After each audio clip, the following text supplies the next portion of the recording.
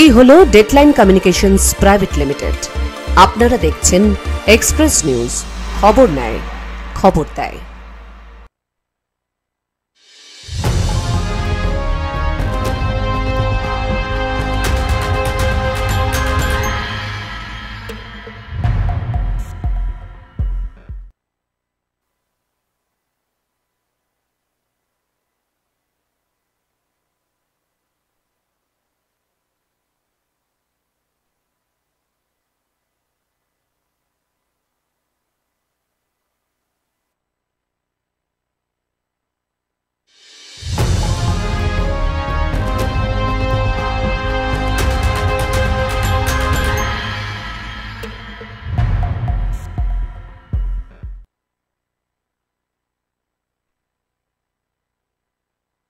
News চ্যানেলের বিশেষ সান্ধ্যকালীন অনুষ্ঠান এক্সপ্রেস অনলাইন প্রত্যেক বুধবার ঠিক সন্ধ্যে 7টার সময় আমরা আপনাদের দরবারে এসে হাজির হই।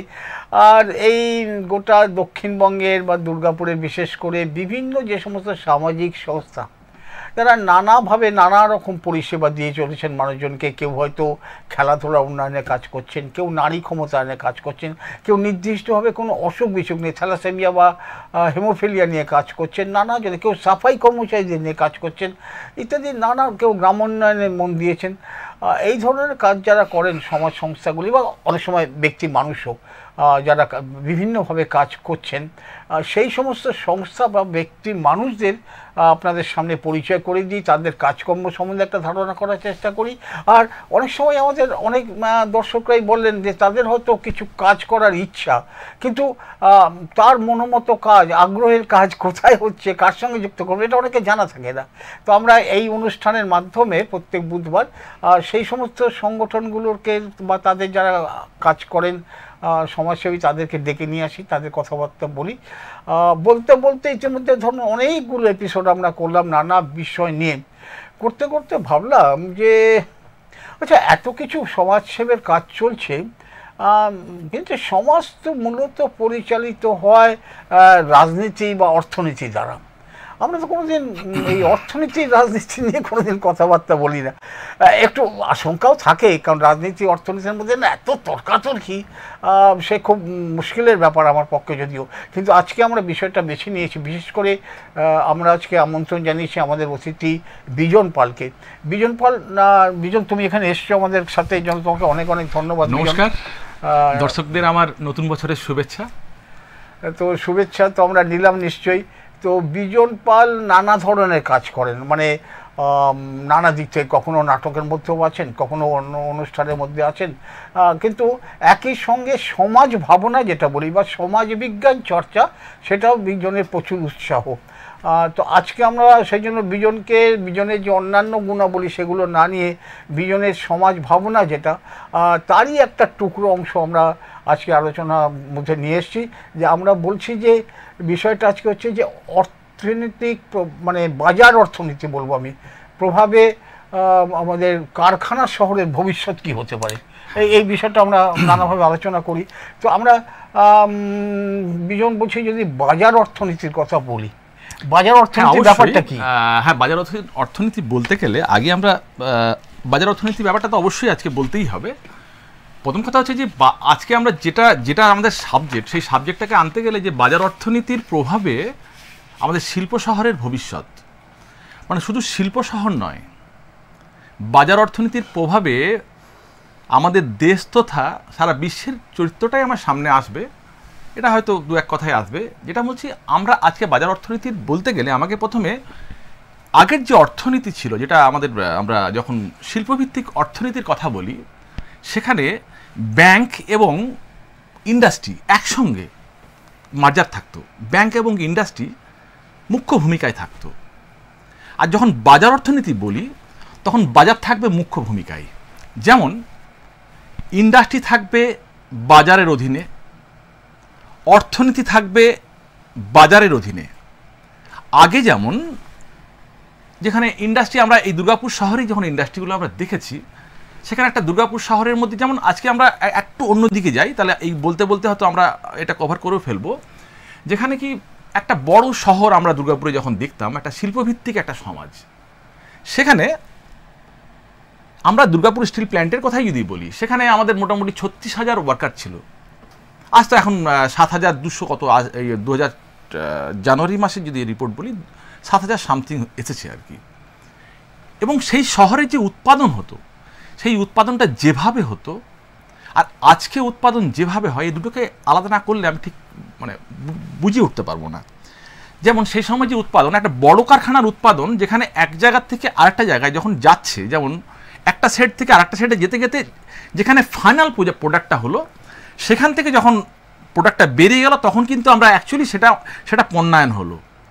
এই কমিউনিটিফিকেশনটা যে এইখানে যে হলো, তার আগে পর্যন্ত কিন্তু কমিউনিটিফিকেশন হলো না, কিন্তু একটা সহযোগিতামূলকভাবে একটা প্রোডাকশনকে আমরা সামনে হাজির করতে পারলাম। এই সহযোগিতামূলক প্রোডাকশনের জন্যে এই অর্থনীতিটা যেভাবে থাকলো, তার সঙ্গে সঙ্গে একটা সামাজিক প্রভাবও পড়তো। আর যখন বাজার অর্থনীতি বলবো তার প্রভাবটাও নিশ্চয়ই বলবো, তার আগে আমি এই প্রভাবটা বলি। সেই সময় আমরা দেখতাম একসঙ্গে যেভাবে মানুষের এই যে একটা সহযোগিতামূলক প্রোডাকশন করার সাথে সাথে বা মানে এটার কারখানার বাইরেও তার প্রভাব পড়তো, সমাজ জীবনেও পড়তো। সেখানে আমরা দেখতাম যে একসঙ্গে যখন দুর্গাপুজো হয়, আজকেও দুর্গাপুজো হয়, একসঙ্গে খেলাধুলো হয় বা একসঙ্গে অন্যান্য যে জিনিসগুলো হয়, সেখানে কিন্তু মানুষের মধ্যে মানুষের যে সম্পর্কটা এত নিবিড়ভাবে সম্পর্কটা থাকে, সেই সম্পর্কটা আজকের জায়গায় নয়। তাহলে এই সম্পর্কটা বলতে গেলে হয়তো আরও আমি সুযোগ পেলে হয়তো এইটাকে আরও বিস্তারিত বলবো। এখন এই মুহূর্তে বলি, এইটা ভাঙার যে বাজার অর্থনীতির দিকে, মানে এই শিল্পভিত্তিক অর্থনীতির দিকে বাজার অর্থনীতি যেভাবে যাচ্ছে, সেটা আমি জাস্ট কয়েক কথাই বলি। এবার এখানে যে বড় ইন্ডাস্ট্রিগুলো ছিল, সেগুলো কিন্তু বিশ্বজুড়ে, আজকে এখানে শুধু নয়, বড় ইন্ডাস্ট্রিগুলো টুকরো হয়েছে। টুকরো হয়ে কি হয়েছে, যেমন একটা বড় ইন্ডাস্ট্রি যদি অনেকগুলো টুকরো হয়, সেই টুকরোগুলোর মধ্যে কিন্তু অর্থনীতি ঢুকছে। মানে একটা টুকরোর থেকে আরেকটা টুকরো, এটা কিন্তু পণ্য হচ্ছে, সেই পণ্য থেকে আরেকটা পণ্য হচ্ছে। এখানে একটা কথা বিজন আমাদের দর্শকদের জন্য জানা, হ্যাঁ না আমি জাস্ট দুটো ব্যাপার আছে। তুমি যদি ইতিমধ্যে যেটুকু আলোচনা করলে, দুটো ব্যাপার আছে। একটা হচ্ছে বড় শিল্প, আমরা ভারী শিল্পের কথা বলছি, বৃহৎ শিল্প। এখন ভারী শিল্পে যে লোক নিয়োগ, সেটা হচ্ছে উৎপাদন পদ্ধতিটা আমাদের প্রযুক্তিগত পরিবর্তন হওয়ার ফলে উৎপাদনের প্রক্রিয়ায় আমাদের মানুষের যেটা আমরা বলি শ্রম, সেটা অনেকটা কম লাগছে। ফলে এটা, এবং এটা তো একটা বাস্তব জায়গা। এমন তো আমরা বলতে পারি না যে না প্রযুক্তি, নতুন প্রযুক্তি হচ্ছে, আমরা গ্রহণ করবো না, এটা সম্ভব না। সুতরাং পণ্য উৎপাদনে প্রযুক্তিগত পরিবর্তনের ফলে আমাদের বড় কারখানা বলতে দুটো ব্যাপার আছে, যে অনেক বেশি লোক কাজ করে, এটা একটা, বা অনেক পরিমাণ পণ্য উৎপাদন হয়, দুটো ব্যাপার আছে। এবং সেক্ষেত্রে আমাদের কারখানা যদি দুর্গাপুর ইস্পাত কারখানা বলো, দুর্গাপুর ইস্পাত কারখানা কিন্তু গত কয়েক বছরের মধ্যে এবং আগামী যা প্রজেক্ট আছে তাতে কিন্তু তার উৎপাদন ক্ষমতা যদি বলো, সেটা কিন্তু অনেকটা বেড়ে যাচ্ছে। অবশ্যই বেড়েছে, সেটা কিন্তু অনেকটা বেড়ে যাচ্ছে। এখন এইবারে এই যে উৎপন্ন, ধরো ইস্পাত, আমি অন্যান্য কারখানা তুমি আলোচনা করবে, ধরো প্রধানত ইস্পাতের বাজার মূল্য কি হবে, এটা নির্ভর করতো কিসের উপরে, সেটার সঙ্গে বাজার অর্থনীতির কিন্তু একটা যোগাযোগ আছে, যে শুধুমাত্র চাহিদা যোগান এটার উপরেই কি আমাদের সাধারণভাবে সব ধরনের পণ্য, সেটা আমাদের ধরো শস্যই হোক বা অন্য কোনো কিছু, সেটা নির্ভর করবে না অন্যভাবে কোনো প্রভাব পড়ে তার উপরে, এটা আমরা জানবো। কিন্তু আপনারা দেখছেন এক্সপ্রেস নিউজ চ্যানেলের বিশেষ সান্ধ্যকালীন অনুষ্ঠান এক্সপ্রেস অনলাইন। আমাদের আজকের অতিথি আছেন বিজন পাল, সমাজচিন্তক। তিনি আলোচনা করছেন আমাদের অর্থনীতির প্রভাবে, বর্তমান বাজার অর্থনীতির প্রভাবে আমাদের কারখানা শহরের কি ভবিষ্যৎ। হ্যাঁ বিজন। হ্যাঁ, তো এখানে যেটা আমি যেখান থেকে শুরু করেছিলাম, যে তখনকার যে বাজার ভিত্তিক যে মানে শিল্পভিত্তিক সমাজের যেটা দেখলাম, সেখান থেকে আমি আজ শিল্পভিত্তিক সমাজে যেখানে দেখছি, সেখানে কিন্তু আজকের জায়গায় কিন্তু 36,000 ওয়ার্কারের থেকে দাঁড়িয়েছে 7,000-এ। দাদা যেটা বললেন যে প্রোডাক্টিভিটি বেড়েছে, অনেক উৎপাদন হচ্ছে, ঠিক আছে। তার সঙ্গে সঙ্গে আজকে যেটা আমি বলছিলাম, যে বিশ্বজুড়ে যেভাবে বড় ইন্ডাস্ট্রির টুকরো হচ্ছে, আপনি যদি লক্ষ্য করেন দেখতে পাবেন যে এই এলাকায় কিন্তু প্রচুর স্পঞ্জ আয়রন হয়েছে, অনেক কারখানা হয়েছে, প্রচুর প্রচুর প্রচুর কারখানা হয়েছে। এই কারখানাগুলো কিন্তু আমরা যেভাবে একটা মহালনবী প্ল্যান্টের মধ্যে দিয়ে আমরা যেভাবে ভারতবর্ষকে কল্পনা করেছিলাম, সেখানে যদি আমরা দেখি তাহলে দেখব আমরা কীভাবে ইন্টিগ্রেটেড হচ্ছিলাম। সেই আমাদের লক্ষ্য তো এটাই যে আরও বেশি ইন্টিগ্রেটেড হতো। তার বদলে ঠিক হলো উল্টোটা। এই টুকরো হওয়ার সুবাদে অনেকগুলো টুকরো যেখান থেকে যে প্রোডাক্টটা যেখানে সস্তায় পাওয়া যাবে সেটা সেভাবে হয়েছে, এবং মাঝে একটা অর্থনীতি ঢুকেছে যেখানে আপনার ফিনান্স ঢুকেছে। এবার বলি আমি, বাজার ভিত্তিক সমাজ যেটা বলতে যাচ্ছিলাম, বাজারটাই হচ্ছে মেন। উৎপাদন হবে বাজারের জন্য, একদম বাজারের জন্য। মানে আমরা যেমন আগে বলতাম মানুষের জন্য উৎপাদন না, উৎপাদনের জন্য মানুষ। এইটা একটু পরিষ্কার করো, বাজারের জন্য মানে কি? প্রকৃতপক্ষে মানুষের চাহিদার জন্য, মানুষের চাহিদার জন্য অবশ্যই। বাজার বলতে আসলে কি, যে আমার এই জিনিসটা দরকার, বেশি প্রয়োজন, আমি এই সময় চাহিদা যদি বেশি থাকে সেই অনুযায়ী পণ্য উৎপাদন হয়। যেটা আমার চাহিদা নয় সেটা উৎপাদন হবেই না। কিন্তু বাজারটা যে মুখ্য, বাজার হবে মানে বাজার কিন্তু একদম মানে নেতৃত্বকারী ভূমিকায় বাজার থাকবে, যেটা আগে সেভাবে নেতৃত্বকারী ভূমিকায় বাজার ছিল না। যেমন আমি বলি, আমার সাপোজ যদি একটা ল্যাপটপ দরকার হয়, আমি এখন পয়সা আমার কাছে নেই সাপোজ, আমি সঙ্গে সঙ্গে কিন্তু একটা লোন পেয়ে যাবো এবং আমি ল্যাপটপটা পেয়ে যাবো, কোনো প্রবলেম হবে না, আমার টাকা নিয়ে পেয়ে যাবো। কিন্তু এইভাবে এত সামগ্রী যেভাবে আমাদের সামনে এসে হাজির হয়েছে, এবং এই বাজারটা সবথেকে দুঃখজনক জায়গা, যেটাতে এই বাজারের জায়গায় এসে আমরা কিন্তু নিজেকে প্রমাণ করি, আমার নিজের চরিত্রটা প্রমাণ হয় বাজারে গিয়ে, আমি কতটা পারচেস করতে পারি। তারপর আমার চরিত্রটা, আমি কোনো দোকানে, আমি খুব প্র্যাকটিক্যালি কথা বলছি, আমি যদি এখন একটা দোকানে গিয়ে একটা দাঁড়িয়ে থাকি, আর তার পাশাপাশি যদি একটা ভদ্রলোক এসে যে একটা ভালো একটা দামি গাড়িতে এসে দাঁড়ায়, আমি তাকে জায়গা ছেড়ে দেবো, আপনি আগে নিন, আপনি মনে হয় ব্যস্ত মানুষ। এবং দোকানদারও বলবে আসুন আসুন। এই যে জায়গাটা, এবং এই বাজারটাই মানে এই যে একটা ভোগ সর্বস্ব সংস্কৃতির মধ্যে আমরা যাচ্ছি। কিন্তু আগের সংস্কৃতির সঙ্গে আজকের সংস্কৃতি যেটা চেঞ্জ হলো, যেটা পরিবর্তন হলো, এই বাজার ভিত্তিক সমাজের জন্য আমরা কিন্তু সংস্কৃতিটাকেও চেঞ্জ করে ফেললাম। যেমন আমি বলি, ওই সময় আমরা দেখতাম যে এই দুর্গাপুর স্টিল প্ল্যান্টের কথাই বলছি, সেখানে স্কুল ছিল, ভালো ভালো স্কুল, এবং এই স্কুল থেকে অনেকে মানে ভালো ভালো জায়গায় এখন চাকরি করছে, দেশে বিদেশে চাকরি করছে, ভালো হসপিটাল ছিল, এবং এখানে আমাদের যে একটা সিকিউরিটি ছিল। আজকের জায়গায় দাঁড়িয়ে হয়তো কিছু পয়সা, কিছু কারখানার শ্রমিকদের কিছু পেমেন্ট বাড়িয়ে বাদবাকিটা সবটা কিন্তু আমাদের কিনতে হয়, প্রত্যেকে আমাকে কিনতে হয়। এবং সেখানে দেখা যায় স্বাস্থ্য, শিক্ষা থেকে আরম্ভ করে যাবতীয় এখানে আমাকে কিনতে হয়, কন্টিনিউ কিন্তু আমি কিনছি কিন্তু। এবং বাজার ভিত্তিক সমাজে সবটাই বাজারের উপর নির্ভর করছে, সমস্ত কিছুই বাজারের উপর নির্ভর করছে। এবং আমাদের সব থেকে যে জায়গাটা, যেটা কালচারের জায়গার থেকে, আগে যেভাবে কালচারটা ছিল সেখানে এখন কালচারটা নেই। এবং আমাদের শিল্প শহরের আরও অনেক, এটাই মানে আমাদের আরও অনেক কিছুই হয়েছে। যাই হোক, একটা বিজন, তুমি অনেকগুলো কথা বলে, একটা কথা ঠিক, ধরো সংস্কৃতি জগৎ বলতে আমি বলছি সবটা মিলিয়ে, যেখানে আমার খাদ্যাভ্যাস, আমার পোশাক আশাক, আমার চলন বলন, আমার কথা বলার ভঙ্গিমা, তার সঙ্গে আমাদের নাচ গান বা বিনোদন, এই সব মিলিয়ে যদি ব্যাপারটা সংস্কৃতি হয়, সংস্কৃতি মানে তো শুধু আমাদের বিনোদন গান বাজনা নয়, যাপন প্রক্রিয়াটা, এটা ঠিক কথাই যে আমাদের একদম অনেক পুরনো জায়গা থেকে চলে যাই আমরা, যখন কৃষি ভিত্তিক অর্থনীতি ছিল, প্রযুক্তির দাপট ছিল না, সে সময় আমার যে সংস্কৃতি, পরে যখন প্রযুক্তির কল্যাণে নতুন নতুন পেশা তৈরি হচ্ছে, নতুন কলকারখানা হচ্ছে, উৎপাদন প্রক্রিয়া পাল্টে যাচ্ছে, তখন আবার যেমন একটা নতুন সংস্কৃতি তৈরি হয়, তেমনি আবার এটা। আর মূলত তুমি যে জায়গাটা বলছো, এই যে ধরো পয়সাওয়ালা লোক যারা, সমাজ তো সেই কৃষি ভিত্তিকই হোক বা আজকেই হোক, সবসময় জন্য একটু আলাদা কদর কিন্তু পাই বিজন। এটা এমন নয় যে আজকে বাজার অর্থনীতিতে পয়সাওয়ালা লোকরা কদর পাচ্ছে, আর সেদিকে কৃষিভিত্তিক সমাজে পয়সাওয়ালা লোকরা একটু আলাদা কদর পেত না, একই রকম ব্যাপারটা কি তাই বিজন? না, সম্মানীয় ব্যক্তি যেখানে যেসব মাস্টার মানে যারা শিক্ষকতা করতেন, তাদেরকে একটা আলাদা সম্মান ছিল, বা অন্যান্য সমাজে যে কোনো ব্যক্তি, তাদের মানে অন্যভাবে একটা সম্মান তার সমাজে কিন্তু ছিল। আজকের জায়গায় আমি কি করে টাকা পয়সা রোজগার করছি সেটা বড় কথা নয়, আমার টাকা আছে অতএব আমি সম্মানীয়, এই জায়গাটা। এবং সব থেকে ব্যাপার হচ্ছে যে এই যে একটা কালচার, এই যে আমাদের সংস্কৃতির মধ্যে আমাদের কবে ছিল না? তুমি আমাকে বলো, ধরো কৃষিভিত্তিক অর্থনীতি, সেখানে যাদের পয়সাওয়ালা লোক, যাদের বেশি জমি, যাদের বেশি ধান উৎপাদন হয়, কথা বা তার সম্মান ছিল, তার সঙ্গে সঙ্গে একজন তাদের কদর বরাবর। হ্যাঁ, সেখানে একই সঙ্গে টাকা যেমন কদর, সে রাজা মহারাজার আমলের থেকেও বলা যেতে পারে, একই সঙ্গে যারা লেখাপড়া করা মানুষ বা বিভিন্ন দিকে গান বাজনার মানুষ, তাদেরও একটা কদর ছিল, সেটা ঠিক। কিন্তু এমন নয় যে তখন পয়সাওয়ালা লোকেদের কদর ছিল না, আজকে বাজার অর্থনীতিতে পয়সাওয়ালাদের কদর হয়েছে, এটা বোধহয় ঠিক না বিজন। না, এটা একদম পুরোপুরি ঠিক না হলেও অনেকটাই ঠিক। যেমন কি আজকে আমার বিচারটা হবে আমি কত টাকার মালিক, আমি কোন বাড়িতে থাকি, কোন গাড়িতে চাপি, এবং এটা আমরা কিন্তু বাস্তব জীবনে দেখতেও পাই। আপনি দেখুন, আমরা যেভাবে আমাদের যাপনের ক্ষেত্রেই আমরা দেখি, এবং আমাদের মানসিকতাও এভাবে চেঞ্জ হয়েছে।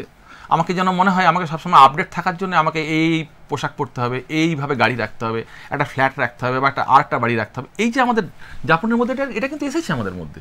আপনি দেখুন, এটা দেখো একটা অন্যদিকে অনেক আলোচনা, অবশ্য এটা তুমি এই ব্যাপারে অভিজ্ঞ মানুষ, বলবো বেশি না। আমার মানে আমি সাধারণ দর্শকদের হয়ে প্রশ্ন যেটা করতে চাইছি, ধরো আজ থেকে 30 বছর আগে কথা, ধরো যে সময় বেশ আমাদের অনেক ভারী শিল্প যেগুলোকে আমরা বলি, সেগুলো অনেকটাই সরকার নিয়ন্ত্রিত ছিল, যদিও বেসরকারি ভারী শিল্প অনেক, কিন্তু তবুও প্রধানত ভারী শিল্প তখনকার অর্থনীতি অনুযায়ী সরকার নিয়ন্ত্রিত ছিল। হ্যাঁ, এই সরকার নিয়ন্ত্রিত শিল্পগুলিতে যারা কাজ করতেন, আমি সেই পুরনো উৎপাদন সম্পর্ক ইত্যাদি দিয়ে কথা বলতে চাইছি না, কিন্তু এটা ঠিক। ধরো বলা হলো যে কি করা হবে, আপনি যদি স্কুটার বা মোটর গাড়ি কেনেন, আপনাকে খুব কম সুদে বা বিনা সুদে টাকা ধার দেওয়া হবে, আপনাকে মাসে মাসে শোধ করে দেবেন। অর্থাৎ অন্য একটা বাজার তৈরি করা হচ্ছে, যদি সচ্ছলতা বাড়ে, সেই সচ্ছলতার জন্য আবার একটা শিল্প, আবার কিছু অন্য ধরনের পণ্য তৈরি হবে, যার ভিত্তিতে আবার কিছু নিয়োগ বা কর্মসংস্থান হবে। এই একটা অর্থনীতির চক্কর আছে, মানে এটা কিন্তু অস্বীকার করা যাবে না। যখন তুমি কিছুটা আর্থিকভাবে সচ্ছল হবে, তখন তোমার যে সমস্ত ব্যাপারে খরচ তুমি করবে, এখানে তার ফলে কিন্তু আরো কিছু, এখানে আরেকটা ব্যাপার আছে। আমাদের যে ভোগটা আমার কতটা প্রয়োজন, এই প্রয়োজনটা কিন্তু আমাকে ঠিক করে দেয়, বাজার ঠিক করে দেয়। ঠিক তো, একদম। আমি আজকে কোন জিনিসটা খাবো, কোনটা পরবো, কোথায় বেড়াতে যাব, কিভাবে থাকবো, এটা বাজার ঠিক করে দেয়। আমার ছেলেকে কোথায় পড়াবো, কোন হসপিটালে আমি ট্রিটমেন্ট নেবো, এটা কিন্তু বাজার ঠিক করে দেয়। না, আমি আরো সহজভাবে বলতে পারি, এটা আমি ওর সঙ্গে পুরোপুরি একমত। এই কথাটাই আমি অনেক সহজভাবে কথা বলতে পারি। যেমন আমাদের পরিবারগুলোতে, সাধারণ পরিবার, যারা কলকারখানা মিস্ত্রি মজুরের পরিবার, মুরগির মাংস আসতো না। হ্যাঁ, এবার বাজারে মুরগি আসতো শুধু না, আমি ধরেন 200 গ্রাম 300 গ্রাম মুরগি কিনতে পারি। সুতরাং ব্যাপারটা হয়ে গেল কি, যে তাহলে এটা চল হয়ে গেল। অর্থাৎ আমার খাদ্যাভ্যাসটা পড়ে যাচ্ছে। ওই যে বলছিলাম, সংস্কৃতি, টোটাল যাপন প্রক্রিয়া কিন্তু আমার বদলে যাচ্ছে। হ্যাঁ, যাপন তো চেঞ্জ হয়েছে অবশ্যই। এই দুটো অর্থনীতির সঙ্গে যাপনটা তো চেঞ্জ হবেই। অর্থাৎ এই বাজার অর্থনীতি আমার একটা চাহিদা তৈরি করলো, যেটা আমার চাহিদা ছিল না, এবং আমাকে একটা ভোগ মানসিকতা তৈরি করলো। হ্যাঁ, কিন্তু অন্যদিকে এই ভোগ মানসিকতা তৈরি হলো, অন্যদিকে তেমনি কিন্তু পোলট্রি একটা ব্যবসা হলো, যেখানে বহু মানুষ কর্মসংস্থান হলো। এই একটা দিক, উল্টো দিকটাও কিন্তু আছে। এই জায়গাটা আপনি যদি বলি, তো দেখুন, আমি কিন্তু এটা বললে আবার কিন্তু একটা বিষয়, অন্য একটা বিষয় চলে আসে, আজকের বিষয় না হলেও একটা পরিবেশ বিষয় আসে। যখন ভোগ মানসিকতা, মানে অনেক ভোগ যখনই আমি করব, আমি একটা মধ্যবিত্ত বাড়ির ফ্যামিলি যদি বাড়িতে যাই, একটা বাড়ি মানে একটা দোকান হয়েছে, এবং আমার যেটা প্রয়োজন নেই, সেই প্রয়োজন না হলেও আমার যদি একটার সঙ্গে একটা ফ্রি দেয়, দুটো কিনলে একটা ফ্রি, আমি কিন্তু ওটাই নেবো, ওটা নিয়ে আমার বাড়িতে নিয়ে আসবো, এবং সেটা নিয়ে কিন্তু এইভাবে যে আমার যে পারচেস, মানে আমাকে কন্টিনিউ আমাকে বাজারের মধ্যে, এবং আমি প্রমাণ আমার কিন্তু টাকাটা প্রয়োজন। এবং একটা ব্যাপার দেখুন, এই কন্টিনিউ যখন আমি এই ভোগটাকে যখন নিতে যাচ্ছি, তখন কিন্তু আমাকে একটা সাপ্লাই হিসাবে আমার অর্থের প্রয়োজন। এই অর্থটা পাওয়ার জন্য আমি কিন্তু তখন আর একবারও ভাবলাম না যে অর্থটা আমার মানে কিভাবে আসবে। একটা খুব ছোট্ট এখানটা বিজন, আমি একটু দর্শকদের একটু বুঝে নিতে চাই একটা জিনিস। ধরো একটা কথা যেটা হচ্ছে, আমার চাহিদাটা বাড়িয়ে দিচ্ছে বাজার অর্থনীতি। হ্যাঁ, অবশ্যই। সেটার নাম ভোগ দাও, যেভাবে যে আমার চাহিদাটা, যেটা না হলেও চলে যায়, এরকম বহু পণ্য আমাকে অভ্যস্ত করে ফেলছো, যেটা আমার না হলে চলে না। এটা বাজার অর্থনীতির কাজ। এখন ধরো বাজার নিজস্ব, যেখানে যদি এটা সরকার নিয়ন্ত্রিত অর্থনীতি হয় আর কি, এরকম যদি করে যে সরকার নিয়ন্ত্রিত অর্থনীতিটা হবে, সেখানে তারা চাহিদাটাকে বেঁধে দিল যে এর বেশি চাহিদা হবে না। আমরা এমন দেশ জানি যেখানে বলা হলো যে সাইকেলই উৎপাদন হবে, মোটরসাইকেল উৎপাদন করা হবে না, অর্থাৎ চাহিদাটাই থমকে দেওয়া হলো, বাড়িয়ে দেওয়া। সেখানে প্রযুক্তির যে স্বাভাবিক ভরবেগ সেটাকে কিন্তু থামিয়ে দেওয়া হচ্ছে, এবং তারপরে কি সত্যি সত্যি মানে আমি আরও সোজাসুজি বলছি, যে এটা নিয়ে বিতর্ক হয়, বিজন ভালো করে তো বলছে চমৎকার করে, যে ধরো আমরা যেটাকে বলি না পলিটিক্যাল ইকোনমি, অর্থনীতি নিজস্ব ভরবেগে চলবে না অর্থনীতি কোনো রাজনৈতিক ভাবনা দ্বারা নিয়ন্ত্রিত হবে, এইটা একটা গুরুত্বপূর্ণ বিষয়, তুমি একটু বলো। আসলে অর্থনীতি একটা এমন বিষয়, অর্থনীতিটার হচ্ছে মূল ভিত্তি, অর্থনীতির উপর দাঁড়িয়ে কিন্তু রাজনীতি, আপনি যে কোনো সমাজে চলে যাবেন অর্থনীতি হচ্ছে মূল ভিত্তি। তাহলে আজকে আপনি যেটা বলছেন যে এইটা যদি না হয়, এই পোলট্রি মুরগিটা যদি আপনি না পান, তাহলে তো এই লোকের কাজ থাকবে না। কিন্তু আমরা যেহেতু এই অর্থনীতির উপর আমরা রয়েছি বলে আমরা কিন্তু অন্যটা ভাবতে পারছি না, মনে হচ্ছে যেন এই বাজারটাকে বাঁচিয়ে রাখাটাই আমার কাজ, যেন তেন প্রকারে বাজারটাকে বাঁচিয়ে রাখি। যেমন আমি বলি, আমরা যেসব খাদ্যগুলো খাই, আমি প্রত্যেক দিন সকাল থেকে সন্ধ্যে পর্যন্ত যা যা খাবার খাই তার ম্যাক্সিমামটাই বিষ খাই, এটা আমরা প্রত্যেকেই জানি। কেন? বাজারটাকে রাখতে হবে, তাই আমাকে বিষটা খেতে হচ্ছে।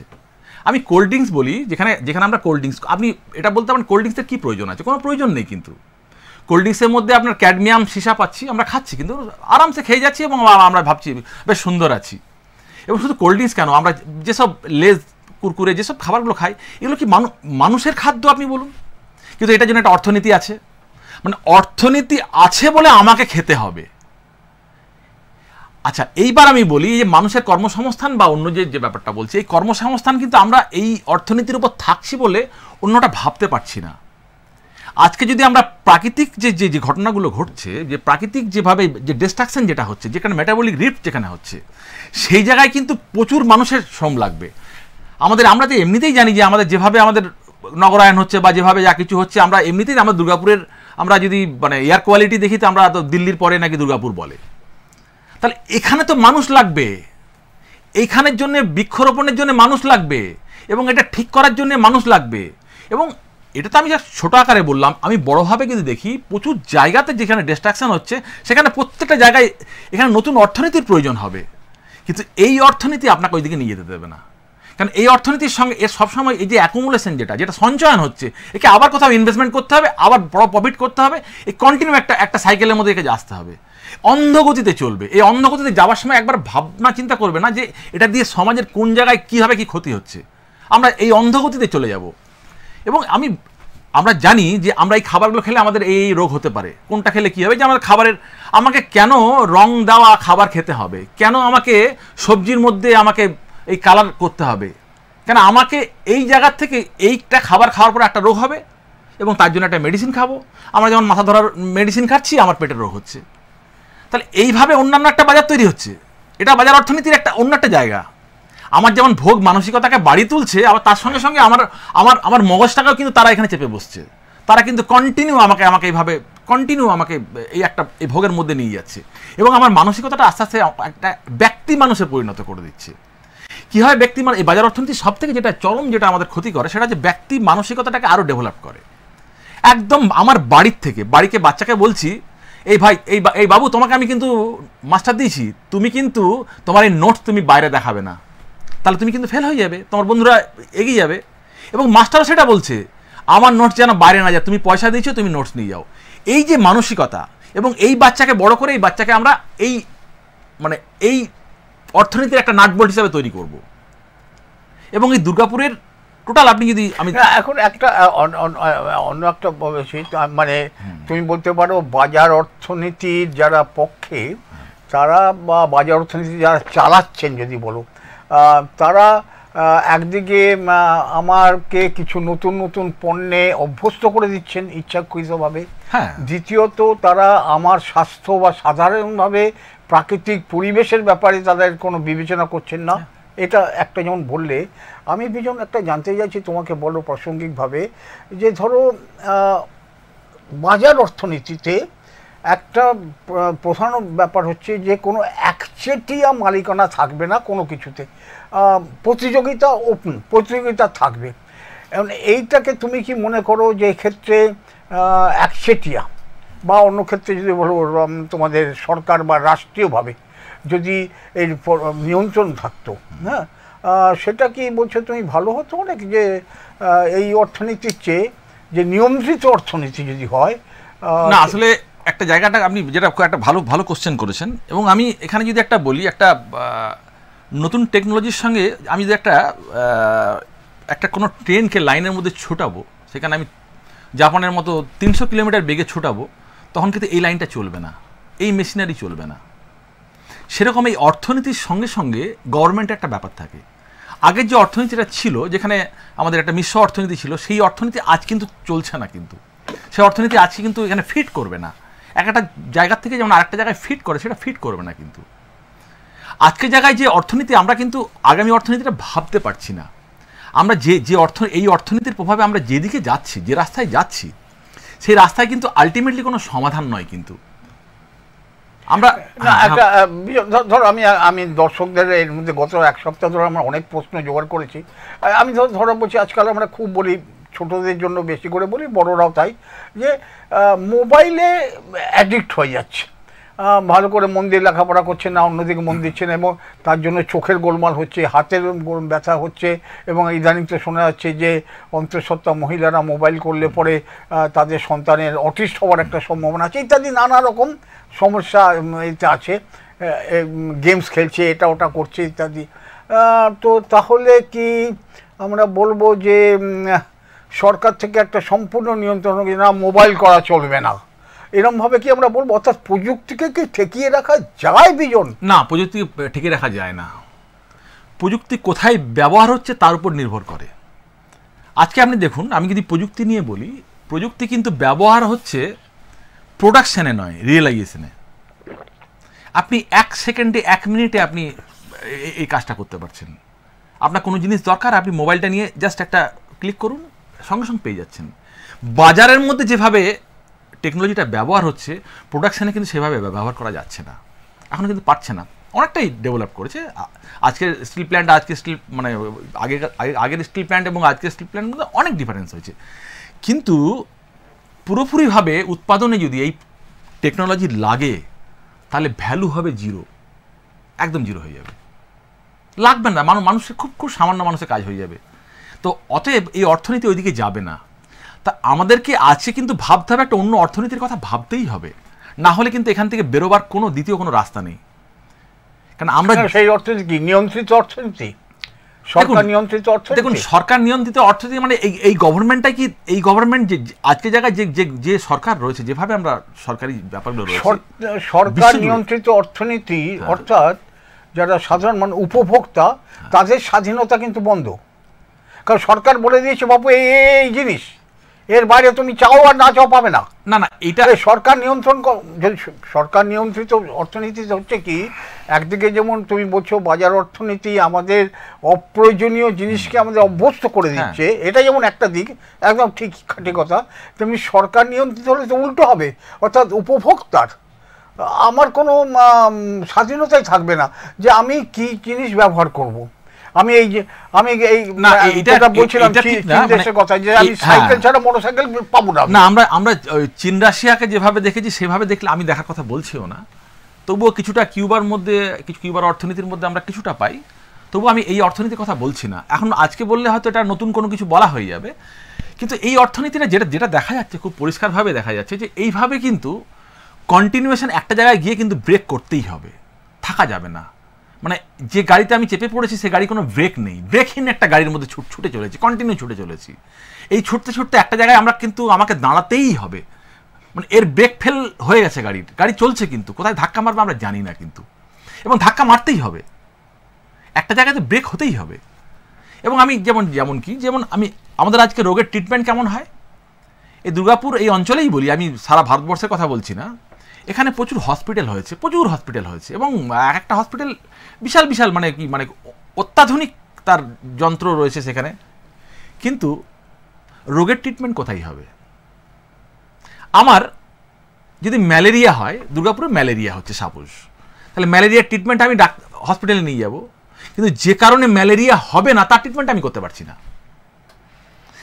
আগে এখানে যেটা সিওয়েজ যে সব প্ল্যান্টগুলো ছিল, সেখান থেকে যে যে জলটা নোংরা জলটা বেরিয়ে সেখানে ফিল্টার হয়ে অন্য জায়গায় চলে গেছে। দুর্গাপুরে মশা পাওয়া যেত না, খুব একটা মশা ছিল না। এখন দুর্গাপুরে ওই প্রজেক্টটা বন্ধ হয়ে গেছে, আবার এখন দুর্গাপুরে প্রচুর মশা, এবং এখানে এটা হতেই পারে। আমি জাস্ট একটা উদাহরণ দিয়ে বললাম, এরকম অনেক উদাহরণ দেওয়া যায়। এই উদাহরণটা খুব যথার্থ উদাহরণ বিজন। তোমাকে ধরো বলছি, অর্থাৎ ধরো ব্যাপারটা যদি এরকম হয় যে বাজার অর্থনীতির কারণে আমাদের নানা ধরনের পণ্য উৎপাদন বা অন্যান্য ব্যবস্থাপনার ফলে প্রাকৃতিক ভারসাম্য যেগুলো নষ্ট হচ্ছে বা আমাদের শরীর স্বাস্থ্যের দিকে যেগুলো ক্ষতিকর যেগুলো দিকে হচ্ছে, যে সেইগুলো যদি সরকারের থেকে নিয়ন্ত্রণ করা যায়, তাহলে কি ধরো একটা অন্য চেহারা হতে পারে? যেটা ধরো সরকারের থেকে সরকার এই নিয়ন্ত্রণটা এই মুহূর্তে আমরা এই সরকারের এই নিয়ন্ত্রণটা আমরা কল্পনাই করতে পারি না। কেন সরকার যে জায়গায় এই মুহূর্তে সারা বিশ্বের যেসব এগুলো রয়েছে, আমরা তো মানে জানি, অন্যান্য দেশের কথা বলছি না, আমি শুধু ভারতের কথাই বলি। এটা কি সম্ভব আজকের দিনে? আমরা জানি যে রিয়েল এস্টেটের ডেভেলপমেন্ট হবে, শহর বাড়ছে, শহর বাড়তে হবে। আমরা এই দুর্গাপুর অঞ্চলেই দেখি না, বৃহত্তর দুর্গাপুরে প্রচুর রিয়েল এস্টেটের ব্যবসা হচ্ছে, এবং সেখানে আমরা জানি সেখানে প্রচুর গাছপালা ছিল, সেই গাছপালা অনেক কমেছে। আমরা যদি তার ইন্ডেক্স দেখি তো আমরা দেখতেই পাবো এমনিতে। এবং এইখানে দুর্গাপুর স্টিল প্ল্যান্টে যেখানে অক্সিজেন যেখানে হয়, সেখানে তাদের অক্সিজেনটা বাতাস থেকে নিতে হয়। সেই বাতাস থেকে অক্সিজেনটা নিলে তাহলে আমার অক্সিজেন একটা বিশাল প্রয়োজন, এই গড় জঙ্গল থেকে আরম্ভ করে বিশাল এরিয়াটার মধ্যে। সেখানে আপনি যদি দেখা যায় আজ থেকে 5 বছর আগে যে বৃক্ষ ছিল, সেই বৃক্ষগুলো আজ নেই, কিন্তু প্রচুর ফ্ল্যাট হয়েছে, প্রচুর বাড়ি হচ্ছে, এবং বহু মানুষেরা এখানে মানে কি বহু গ্রাম থেকে এখানে এসে একটা শহরটা এভাবে বাড়তে যাচ্ছে। এবং শুধু এখানে নয়, সব জায়গায় এটা হয়েছে। তাহলে এইটা কিভাবে আমি করবো? এটা করতে পারবো না, কারণ অর্থনীতি চলবে না, তো অর্থনীতি আটকে যাবে। এই যে অর্থনীতি আটকে যাবে, এই যে তুমি বলছো যেটা, যে অনেক বাড়ি ঘর উঠছে মানুষের থাকার জন্য, যদি না তো মানুষ থাকতো কোথায়? না থাকতো মানে কি, আমি এটা জায়গা থেকে একটা ব্যাপার হচ্ছে এটা কিভাবে থাকবে, কেন থাকবে, কিভাবে এটাকে পরিকল্পনা করবো, এই পরিকল্পনার জায়গাটা তো আমাদের সেভাবে নেই। অ্যাকচুয়ালি আমাদের একটা মানুষকে বাঁচতে গেলে আজকে যদি আমি দেখি সারা বিশ্বের যদি দেখি যে আমরা যেভাবে কতটা মানুষ থাকবে, তার কতটা আমার বৃক্ষের প্রয়োজন, কতটা জঙ্গলের প্রয়োজন, সেটা সারা বিশ্ব জুড়েই কমেছে।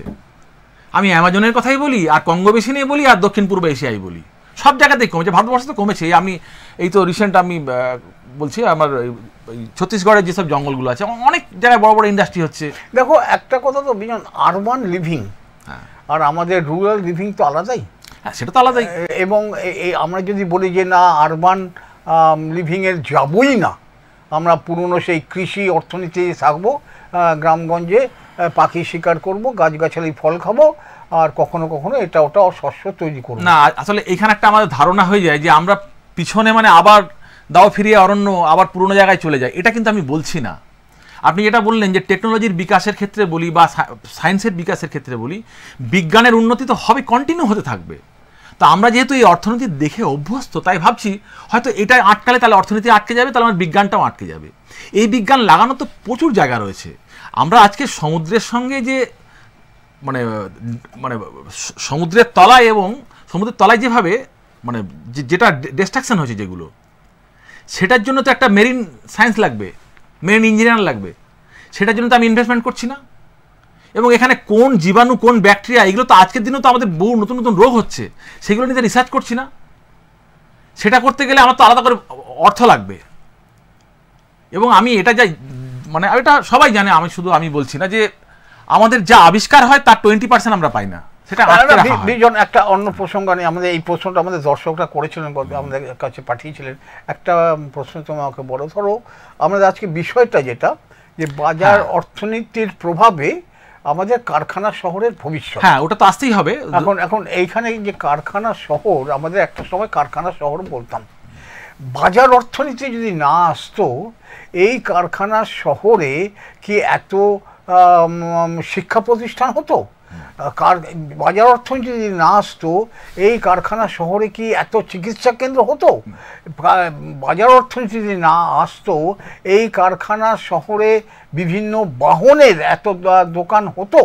যদি এই প্রভাবগুলো পড়েছে বাজার অর্থনীতির জন্য, ফলে হয়তো কারখানা শহরে নামটাই হয়তো চলে যাবে, দুর্গাপুরের নাম আর কারখানা শহর না, বাকি 5টা শহর যেরকম সেরকমভাবেই ছেড়ে থাকলো, যেখানে নানা ধরনের নানা ব্যবসায়িক শহর হয়ে যেতে পারে। এখন সেটা হচ্ছে যে একটা ব্যাপার, যে এই বাজার অর্থনীতির ফলে এই হাসপাতালগুলো নানা ধরনের তুমি যেগুলো বললে যথার্থভাবে, বা শিক্ষা প্রতিষ্ঠানের নামে যেগুলো করা হচ্ছে নানা রকমভাবে, এগুলো তো কি বলবে তুমি? আমরা যেমন এটা আমি বলি, এটা আজকের সাবজেক্টে, আজকের যে বিষয় সেটা তো এটা বলতেই হয়।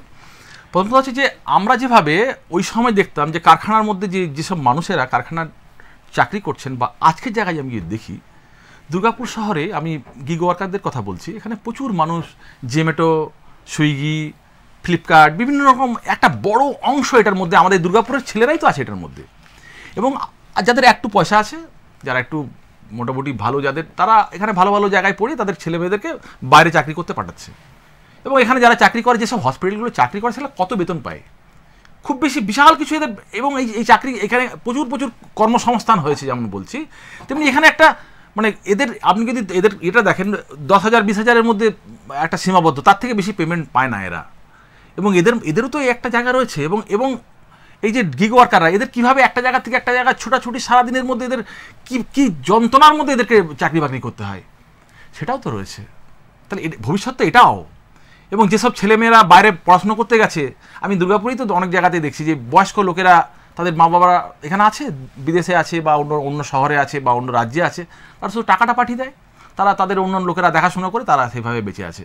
এভাবে আছে তো, এটাও তো ভবিষ্যতের মধ্যে একটা। আচ্ছা বিজয়, একটা কথা বলো তো, ধরো তুমি তো এখানকার স্থানীয় মানুষ, দীর্ঘকাল ধরে এখানে আছো, নানা ধরনের কাজ করো, আজকে দর্শকদের ভালো করে পরিচয় করে দিতে পারলাম না। বিজয়ের অনেক গুণ, অনেক কাজকর্ম করে, কিন্তু সমাজবিজ্ঞান নিয়ে চর্চাটা বেশি উৎসাহী।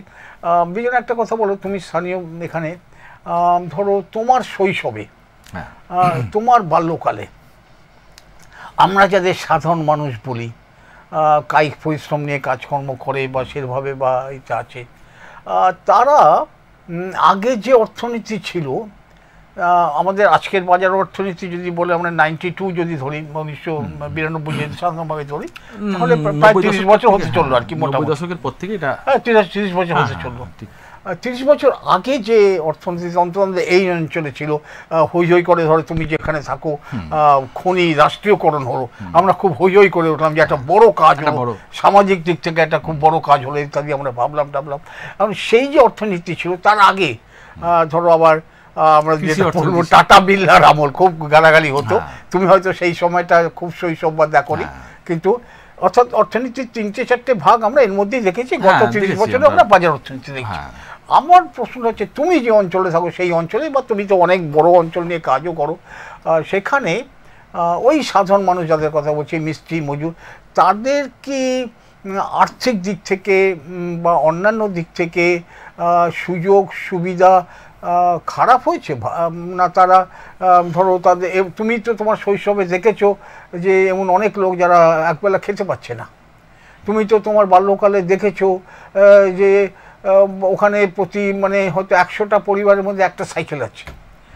এই যে এখান থেকে যে পাল্টে গেছে এতটা, এতভাবে পাল্টে গেছে, এটা কি বাজার অর্থনীতির কে কৃতিত্ব দেবে না? এখানে একটা ব্যাপার আছে, ওই সময় যেমন একটা সাইকেল পাড়াতে থাকলে সেই সাইকেলটা নিয়ে আমরা নিজেরা, আমি ছোটোবেলাতেই করেছি, আমার বাড়িতে একটাই সাইকেল ছিল, বাবারা 5 ভাই, একটা সাইকেল, এবং সেই সাইকেল পাওয়া যে কত দুষ্কর সেটা তো বুঝতে পারছেন।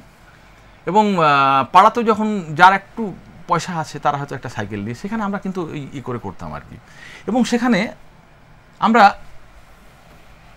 অভাব তো অবশ্যই ছিল, অভাবটা থাকার সঙ্গে সঙ্গে আজকের অভাবটাকে যদি আমি তুলনা করি, হয়তো সেই হিসাবে আমার হাতে পয়সা এসেছে, কিন্তু আমার চাহিদাও বেড়েছে প্রচুর। আমি আজকে একটু পয়সা হলে আমি কিন্তু আর সরকারি স্কুলে রাখছি না, আমি তাকে প্রাইভেট স্কুলে নিয়ে যাচ্ছি, ইংলিশ মিডিয়ামে নিয়ে যাচ্ছি। এই যে নিয়ে গেলাম, তার মানে আমার খরচা। তার ওই সময় যেমন আমার পয়সা কম ছিল, অন্য একটা বন্ডিংভাবে থাকতাম, অন্যভাবে থাকতাম, একটা আমার শান্তিও ছিল। আমার এটা দেখি, আমার জন্মটা দুর্গাপুর ডিএসপি হসপিটালে, আমার বাড়িটা উখড়ায় ছোটোবেলাটা মানুষ হয়েছে ওখানেও, এবং বাবার সঙ্গে বাবার হাত ধরে দুর্গাপুরে আসা এবং দুর্গাপুর শহরটাকে চেনা, মানে দুটোই পাশাপাশি আমি পেয়েছি আর কি। কিন্তু ওই সময় আমি দেখতাম কারো বাড়িতে লোক মারা গেছে, তো সেখানে গোটা পাড়া সেদিন কিন্তু এই শোকটা শুধু নয়, সবাই মিলে শ্মশানে যাচ্ছি বা এই যাচ্ছি। আজকে দিন আপনি ভাবুন, আপনি একটা ফোন করবেন, আপনার বাড়িতে এসে গাড়ি হাজির হয়ে যাবে, আপনি শরীর খারাপ হয়েছে অ্যাম্বুলেন্স চলে আসবে, আপনি বাড়ি চলে যাবেন, আপনার লোক মারা গেছে, লোক নেই, আপনার গাড়ি চলে আসবে। এই যে টোটাল আপনি একটা শুধু পয়সা দিয়েই করতে পারবেন। তাহলে একটা মানুষের এই সহযোগিতামূলক না থাকার জন্যে আমার হাতে পয়সা থাকলেও আমি কিন্তু পূরণ করতে পারছি না। তাহলে বিজন, আমি প্রিয় দর্শকদের বলছি, আপনারা দেখছেন এক্সপ্রেস নিউজ চ্যানেলের বিশেষ সান্ধ্যকালীন অনুষ্ঠান এক্সপ্রেস অনলাইন। আজকে আমাদের অতিথি রয়েছেন সমাজচিন্তক বিজন পাল। বিজন পাল, একদম আলোচনাটা যদিও আমাদের ছিল যে বাজার অর্থনীতির প্রভাবে কারখানা শহরের ভবিষ্যৎ, তো সেসব নিয়ে আলোচনা করতে করতে বিজন প্রথম থেকে যে কথাটার উপর জোর দিয়েছে এবং এই শেষ যেখানে শেষ করলো সেখানে বলতে একটাই কথা হচ্ছে যে বাজার অর্থনীতির অন্যতম কুফল হচ্ছে যে মানুষ যে সমাজবদ্ধ মানসিকতা, সমাজবদ্ধ জীব, সেইখান থেকে সে কিন্তু অনেকটা সরে যে ব্যক্তি হিসাবে কিন্তু সে এখন বেঁচে থাকছে। তাতে তার স্বাচ্ছন্দ্য বেড়েছে না, আর্থিক স্বাচ্ছন্দ্য বেড়েছে না অন্যান্য হয়েছে, কিন্তু মূলত মানে সামাজিক মানুষ বললে যা বুঝি, সমাজবদ্ধ বলে, সেইটা বাজার অর্থনীতির প্রভাবে আমাদের কারখানা শহরে যেমন অন্যান্য জায়গাতেও একই রকম নিশ্চয়ই হবে, অন্তত বিজনের কথা অনুযায়ী, যে আমাদের মানসিকতা যেটা সাংস্কৃতিক আসলে প্রকৃতপক্ষে সেটা একেবারেই পাল্টে গেছে। আমরা মানুষজন এই বাজার অর্থনীতি অনেকটা স্বার্থপর হয়ে গেছি। আমরা প্রত্যেকে আমরা পরের তরে মানব জীবনের যে প্রাথমিক শর্ত সেটা থেকে সরে গেছি, তাই কি? হ্যাঁ, একদম এটাই আমি বলতে চাইছিলাম, যে আমি নিজেকে সব সময় আমি কিভাবে জয় করব, সবাইকে নিয়ে নয়, একসঙ্গে সবাইকে নিয়ে নয়। যেটা একসঙ্গে সবাইকে নিয়ে আমরা দেখতাম। আচ্ছা, আমি একটা খুব সহজ কথা বলি, মানে এটা দিয়ে শুধু একটা চিত্রকে পাওয়া যায়। আগে আমরা এই সব যেসব গ্রাউন্ডগুলো দেখতাম, ফুটবল গ্রাউন্ডগুলো, সেখানে প্রচুর ছেলেমেয়েরা একসঙ্গে খেলতো এবং তাদের মধ্যে যে সম্পর্কটা আজকে আমরা ভাবতে পারছি। প্রত্যেকটা মা বাবা তার ছেলেকে তৈরি করছে, বাজারের মতো করে তৈরি করছে। তুমি নিজেকে বাজারে বিক্রিত হবার জন্য তুমি তৈরি হও, তোমার কোয়ালিটিকে তুমি বাজারে বিক্রি করো, এবং তোমার এই কোয়ালিটিটাকে বিক্রি না করতে পারলে তুমি কিন্তু এই ঐশ্বর্যের মালিক হতে পারবে না।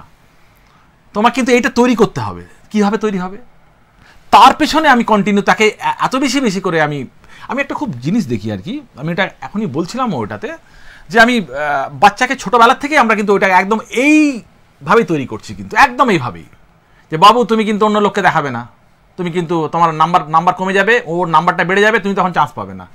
এবং মাস্টারমশাই তাই বলছেন যে তুমি কিন্তু আমার কাছে নোটস নিয়ে যাচ্ছ, তুমি আমার নোটস যেন বাইরে না যায়।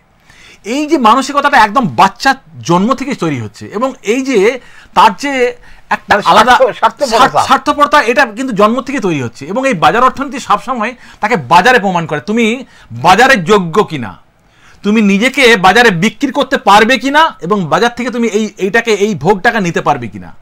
এই ভোগটাকে তুমি যদি না নিতে পারো, তুমি বাজারের অযোগ্য।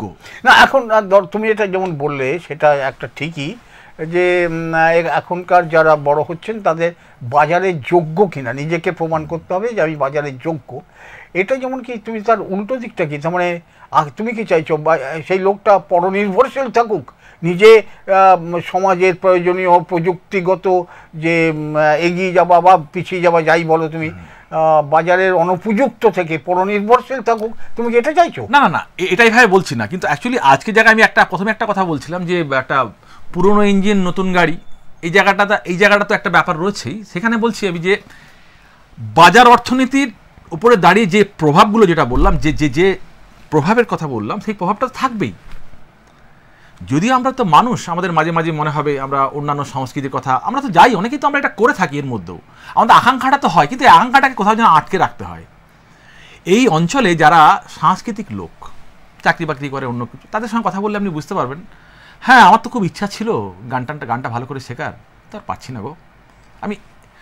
আমি কবিতা খুব ভালোবাসি, আমি বেশ, কিন্তু আমার উপায় নেই। আমার এখন আগে তো প্রচুর পড়তাম, এখন পড়তে পারছি না। এই যে মানুষের অন্যান্য যে সূক্ষ্ম যে অনুভূতিগুলো, সেগুলো তো আঘাত হচ্ছে। মানুষ তাই তো ইচ্ছা হচ্ছে যে আমি এটা করার ইচ্ছা হচ্ছে, কিন্তু আমার এমন একটা দিকে আমার নজর রয়েছে যে আমাকে ওটা না করতে পারলে আমি করতে পারবো না। এটা একটা ব্যাপার।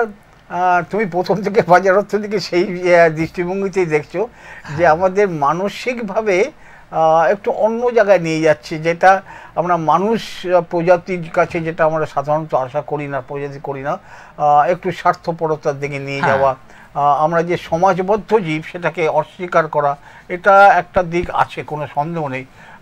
না, কিন্তু উল্টোটা আমি বলতে পারি, যেমন আমি যখন কোভিড কালে দেখলাম, কোভিডের সময় আমি মানে তখন তো অন্য ভারতবর্ষ মনে হচ্ছিল যে এই ভারতবর্ষ সে ভারতবর্ষ নয়। কেন আমরা যে ভারতবর্ষের কথা জানি, যেভাবে আমরা ভারতবর্ষকে চিনি, সেই ভারতবর্ষের ছবিটা কিন্তু দেখতে পেলাম। সেখানে অনেক ইয়াং ছেলেরা, তারা কিন্তু দিনের পর দিন এই সার্ভিসটা দিয়েছে। অনেক ছেলে মারা গেছে, অনেক প্রচুর ছেলে মেয়েরা, অর্থাৎ আমাদের আশাহত হওয়ার কিছু নেই, আশাহত হতেই পারি না। মানুষের প্রতি বিশ্বাস হারানো পাপ, যেমন বলি আর কি, অবশ্যই বিশ্বাস হারানোটা আমি বিজন, আমাদের সময় একটু কমে যাচ্ছে হাতে। আমি একটা কথা জিজ্ঞেস করি তোমাকে, তুমি একটা চমৎকার ভাবে বললে যে আমরা দেখেছি প্রয়োজনের সময় মানুষ কিন্তু সব স্বার্থপরতা ভুলে সমাজের কোনো না কোনো কাজে লাগবার জন্য ঝাঁপিয়ে পড়েছে। এটা একটা খুব জরুরি, বিভিন্নভাবে এসেছে। আমি তোমাকে একটুখানি এই জায়গাটাতে প্রশ্ন করছি যে ধরো, তোমাকে আবার বলছি, তুমি তো নিজে অনেকটা দেখেছো, ধরো একটা সময় আমাদের কীরকম ছিল, বিভিন্ন শিল্প সরকার নিয়ন্ত্রিত ছিল, ভারী শিল্পগুলো। তখনকার যারা চিন্তাবিদ তারা ভেবেছিলেন যে ভারী শিল্পগুলো করে আমাদের যে দেশের নানা ধরনের উন্নতি করতে হবে, সেই উৎপাদনগুলো যদি করি তারপরে পরবর্তী ক্ষেত্রে সাধারণভাবে হবে। তো সেটাকে আমরা বলতাম অনেক সময় মিশ্র অর্থনীতি বলতাম, পণ্ডিত জওহরলাল নেহরু, যে সরকার নিয়ন্ত্রণও থাকবে আবার খোলামেলাও থাকবে, এই দুটো দিক মিলেমিশে। হ্যাঁ, তুমি কি বলছো সেটা বাজার অর্থনীতির চেয়ে আজকের পৃথিবীতে মনে রাখতে হবে? আমরা যেটাকে একই সঙ্গে ওই 92 সালের কথা বললাম, বিশ্বায়ন বলতে আমরা যা বলছি, বাজার অর্থ একই সঙ্গে আমাদের। তো আজকের পৃথিবীতে প্রকৃতপক্ষে পরস্পর নির্ভরশীলতা তো আমাদের এক দেশ অনেক দেশের প্রতি আছেই অনেকটা, একেবারে না। এটা তো একটা জায়গা যে অবশ্যই এটাতে আজকে যদি অর্থনীতিকে ওই অর্থনীতির জায়গা থেকে দেখি, তাহলে মনে হবে এটাই ঠিক। কিন্তু যখন আমি এখান থেকে বেরিয়ে তার যে ইফেক্টগুলো দেখছি, তার যে প্রতিক্রিয়াগুলো দেখছি, তখন কিন্তু আমার চিন্তাটা অন্য হয়ে যাচ্ছে। তখন মনে হচ্ছে যেন এখানে নয়, অন্য কোনো অর্থনীতির প্রয়োজন, অন্যভাবে প্রয়োজন। আজ থেকে আমরা এমনিতেই আমরা যেমন বিশ্বের যে তাপমাত্রা যেভাবে বাড়ছে, যেখানে 2 ডিগ্রি বেড়ে গেলে আর কিছু করার থাকবে না, পৃথিবী পুরো গতি পাল্টে যাবে, উল্টো গতিতে চলবে। এবং আমরা তো আমেরিকায় ঝড় দেখতে পাই, বা বিভিন্ন রকম, এই তো রিসেন্ট দামানলে দেখলাম, বা এই যে দর্শকদের কাছে আরেক একটা কথা বলি, যেটা আমি অনেকক্ষণ ধরে বলছি যে বিজনের পরিচয় দিতে পারছি না। বিজন আসলে পরিবেশ আন্দোলনের সঙ্গে খুব ঘনিষ্ঠভাবে যুক্ত। আমি ওকে পরিবেশবিদ বলছি না, কিন্তু পরিবেশ আন্দোলনের সঙ্গে যুক্ত। এবং বাজার অর্থনীতির বিরুদ্ধে ওর একটা অন্যতম অভিযোগ হচ্ছে যে পরিবেশকে বড্ড বেশি দূষিত করে ফেলছে নানাভাবে, যেটা শেষ কথাটাও যেভাবে যা বললো, যে এই জায়গা থেকে। এবং প্রকৃতপক্ষে একটা কথা আবার যেন কীরকম মনে হয়, একটু বোধহয় বিতর্ক তো বটেই, আমি যে সঙ্গে খুব একমত তা নয়। মানুষ তো, যদি আমরা সেই বিবর্তন ধারার কথা ভাবি, মানুষ কিন্তু প্রকৃতির সঙ্গে, পুরো প্রাণী জগৎটাই প্রকৃতির সঙ্গে মানিয়ে সে কিন্তু চলেছে। যখন দরকার হচ্ছে গায়ে লোম করে নিয়েছে, যখন দরকার হচ্ছে এরকমভাবে পাখা গুজিয়ে নিয়েছে ইত্যাদি করে। তো এই যে নূতনতর পরিবেশ, এই পরিবেশের সঙ্গে মানুষ মানিয়ে নিয়ে পরবর্তী প্রজন্মে এগিয়ে যেতে পারবে না বিজন? আমাদের হাতে সময় কিন্তু খুব কম। এই মানিয়ে নেওয়ার ব্যাপারটা বলি আমি, এখনো তো মানিয়েই নিচ্ছে, এই পরিবেশে তো মানিয়েই নিয়েছে। আজকে আমরা যে খাবারগুলো খাই, আজ থেকে মানে 50 বছর আগেই খাবারটা ভাবা যেত না। আমরা যে তেল খাই, যে ধরনের খাবার খাই, এগুলো কিন্তু মানে আমি কিন্তু মানিয়েই নিয়েছি, আমাকে যেন হজম শক্তি করে নিয়েছি। কিন্তু সবার তো একটা লিমিট আছে, একটা সময় চলতে গেলে এটাতে ব্রেকডাউন হবেই। তাহলে আমরা নতুন কিছু ভাববো না? নতুন কিছু ভাবতেই হবে তো। তাহলে আজকে যে একটা এমন একটা অর্থনীতি তৈরি হওয়ার প্রয়োজন, যে অর্থনীতির থেকে মানুষ সুস্থভাবে থাকবে, প্রকৃতির সঙ্গে মিলেমিশে থাকতে পারবে না, তাহলে শোনো বিজন, আমাদের আমি বলছি যাই হোক, আমাদের সময়টা একদম কমে যাচ্ছে। অনেকক্ষণ আলোচনা করলাম আমরা। আমি বিজন ধরো যদি শেষ কথাই বলি, যে আমাদের আজকে বিষয়টা ছিল যে বাজার অর্থনীতির প্রভাবে আমাদের কারখানা শহরের ভবিষ্যৎ। এই কথাটা যদি বলি, তুমি খুব সামান্য সময় নেই হাতে, ভবিষ্যৎটা কি মনে হচ্ছে খারাপ? না, ভবিষ্যতে একটা সম্ভাবনা আছে। সম্ভাবনা মানে মানুষের উপর বিশ্বাস রাখলে আমার একটা সম্ভাবনা সবসময় পাই। সেটা শুধু দুর্গাপুরের মানুষকে নিয়ে নয়, সমগ্র মানুষকে নিয়ে ভাবতে হবে। এখানে ছোট্ট করে উত্তর দাও, কিন্তু রাজনৈতিক দলগুলোর ভূমিকা কি যথাযথ মনে হচ্ছে? না, আজকে জায়গায় রাজনৈতিক দলগুলো কিন্তু এই ইস্যুগুলো অন্যভাবে ভাবছেন। তারা কিন্তু এই অর্থনীতির মধ্যেই আটকে রয়েছেন, এই অর্থনীতি থেকে তারা বেরোতে পারেননি।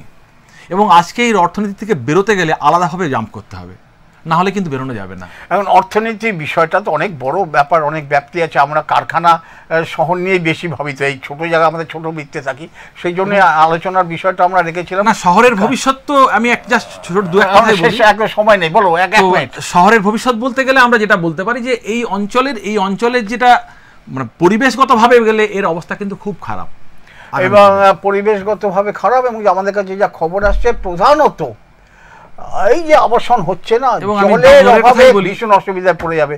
তো প্রিয় দর্শক বন্ধুরা, আজকে আমাদের অনুষ্ঠান শেষ করতে হচ্ছে। অনেক অনেক ধন্যবাদ আমাদের সমাজচিন্তক বিজনকে।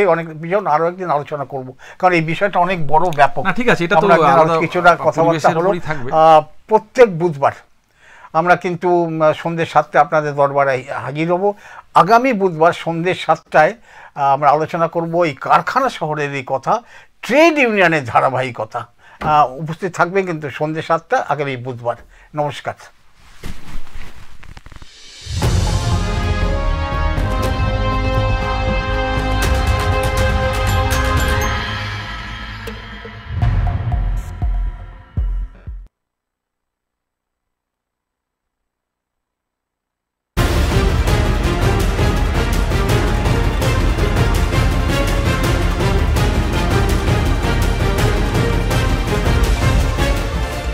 এই হলো ডেডলাইন কমিউনিকেশনস প্রাইভেট লিমিটেড। আপনারা দেখছেন এক্সপ্রেস নিউজ, খবর নেয়, খবর দেয়।